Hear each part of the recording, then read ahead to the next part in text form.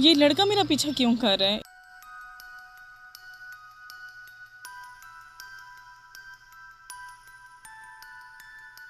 ये लड़का मेरा पीछा क्यों कर रहा है? एक काम करती हूँ, भाई को कॉल करती हूँ। ओह शिट यार, मोबाइल की बैटरी भी डेड है। अब क्या करूँ?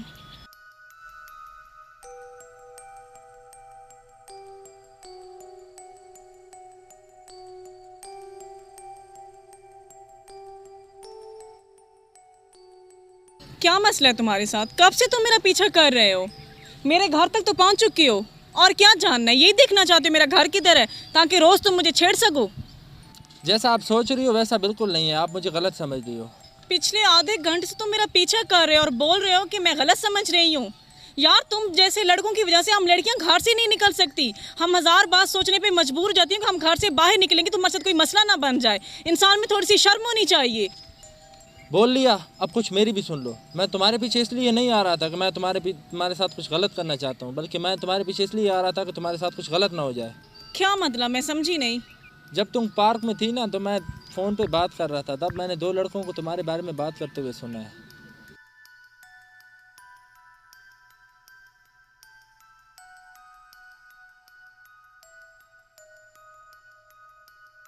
ओ यार, लड़की चेक कर, कितनी प्यारी लड़की है। यार बात तो तू ठीक कर रहा है, चलो चल कर इसके मज़े लेते हैं। नहीं यार, अभी नहीं, अभी वो फ़ोन पे बात कर रही है, थोड़ी देर सब्र कर, बाद में इसको छेड़ते हैं।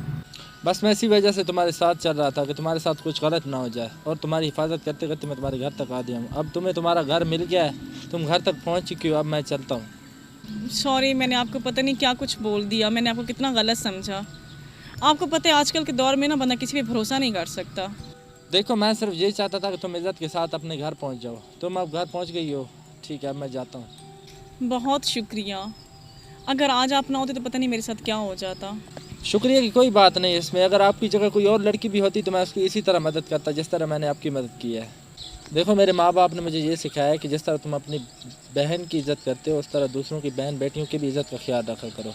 और हाँ, एक और बात बोलना चाहूँगा। कहते हैं ना कि कहानी की एक लाइन पढ़कर ये नहीं पता लगाया जा सकता कि कहानी कैसी है, उसी तरह किसी इंसान को बिना जाने ये नहीं पता लगाया जा सकता कि वो इंसान कैसा है। आपने बिना जाने मुझे इतनी बातें सुना दी हैं, और आपको ये भी नहीं पता था कि मैं क्यों आपके पीछे आ रहा हूँ।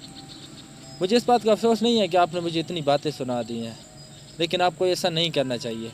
मैं आपसे ये रिक्वेस्ट करूँगा कि दोबारा किसी को इस तरह करने से पहले सारे मामले को जान लें, पहचान लें कि वो कोई आपके पीछे क्यों आ रहा है। जब वो कुछ भी कर रहा है तो उसके पीछे उसका मकसद क्या है।